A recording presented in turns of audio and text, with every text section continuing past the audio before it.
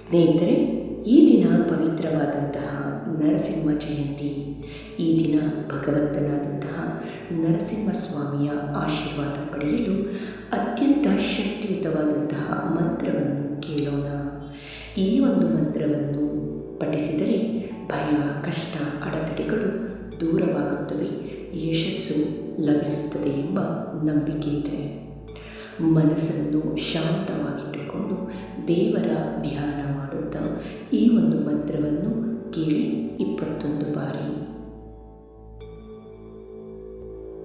ಓಂ ಉಗ್ರಂ ವೀರಂ ಮಹಾವಿಷ್ಣುಂ ಜ್ವಲಂತಂ ಸರ್ವತೋಮುಖಂ ನರಸಿಂಹಂ ಭೀಷಣಂ ಭದ್ರಂ ಮೃತ್ಯೋರ್ಮೃತ್ಯುಂ ನಮಾಮ್ಯಹಂ. ಓಂ ಉಗ್ರಂ ವೀರಂ ಮಹಾವಿಷ್ಣುಂ ಜ್ವಲಂತಂ ಸರ್ವತೋಮುಖಂ ನರಸಿಂಹಂ ಭೀಷಣಂ ಭದ್ರಂ ಮೃತ್ಯೋರ್ಮೃತ್ಯುಂ ನಮಾಮ್ಯಹಂ. ಓಂ ಉಗ್ರಂ ವೀರಂ ಮಹಾವಿಷ್ಣುಂ ಜ್ವಲಂತಂ ಸರ್ವತೋಮುಖಂ ನರಸಿಂಹಂ ಭೀಷಣಂ ಭದ್ರಂ ಮೃತ್ಯೋರ್ಮೃತ್ಯುಂ ನಮಾಮ್ಯಹಂ. ಓಂ ಉಗ್ರಂ ವೀರಂ ಮಹಾವಿಷ್ಣುಂ ಜ್ವಲಂತಂ ಸರ್ವತೋಮುಖಂ ನರಸಿಂಹಂ ಭೀಷಣಂ ಭದ್ರಂ ಮೃತ್ಯೋರ್ಮೃತ್ಯುಂ ನಮಾಮ್ಯಹಂ.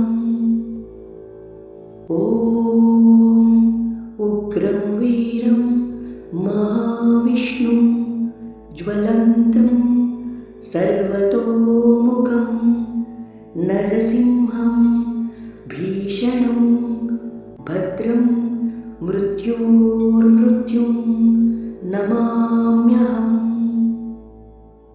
ಓಂ ಉಗ್ರಂ ವೀರಂ ಮಹಾವಿಷ್ಣುಂ ಜ್ವಲಂತಂ ಸರ್ವತೋಮುಖಂ ನರಸಿಂಹಂ ಭೀಷಣಂ ಭದ್ರಂ ಮೃತ್ಯೋರ್ಮೃತ್ಯುಂ ನಮಾಮ್ಯಹಂ.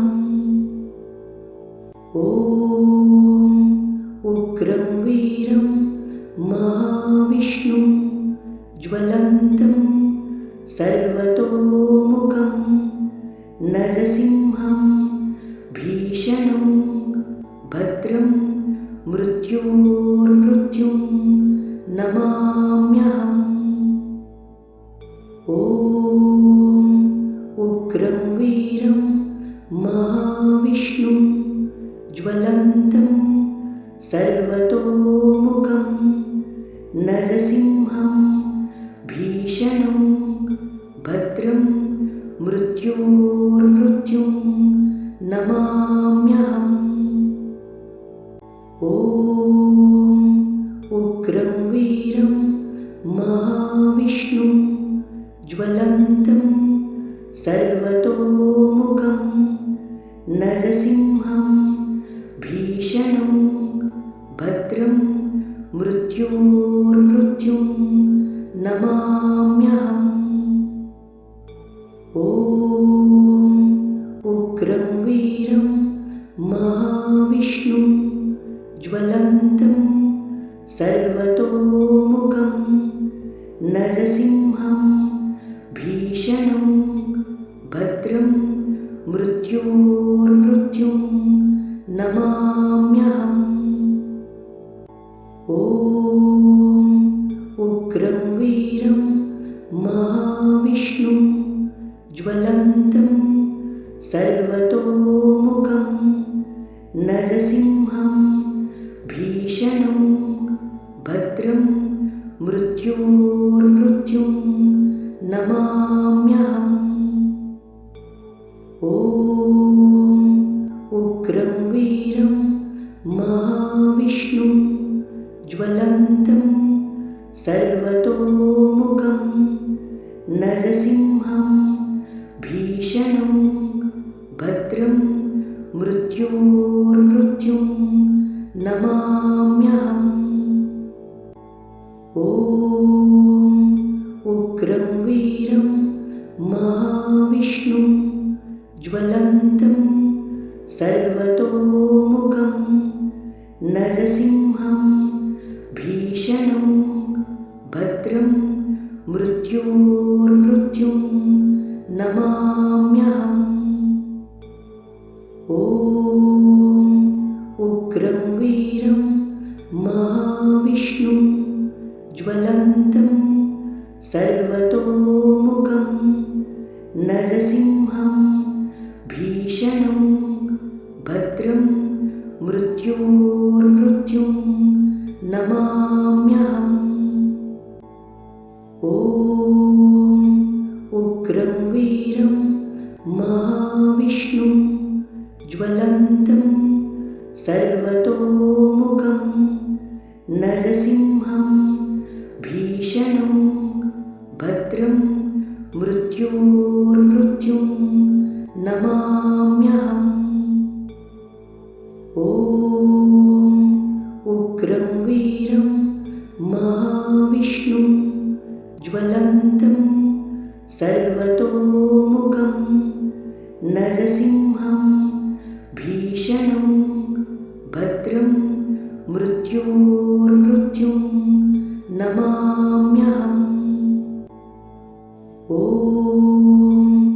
उग्रं वीरं महाविष्णुं ज्वलन्तं सर्वतोमुखं नरसिंहं भीषणं भद्रं मृत्योर्मृत्युं नमाम्यहम्। ॐ उग्रं वीरं महाविष्णुं ज्वलन्तं सर्वतोमुखं नरसिंहं भीषणं भद्रं मृत्योर्मृत्युं नमाम्यहम्। ॐ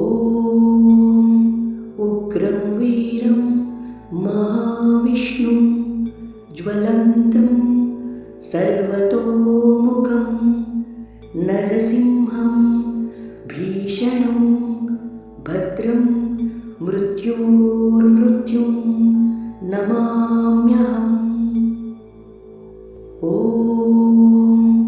उग्रं वीरं महाविष्णुं ज्वलन्तं सर्वतोमुखं नरसिंहं भीषणं भद्रं मृत्योर्मृत्युं नमाम्यहम्।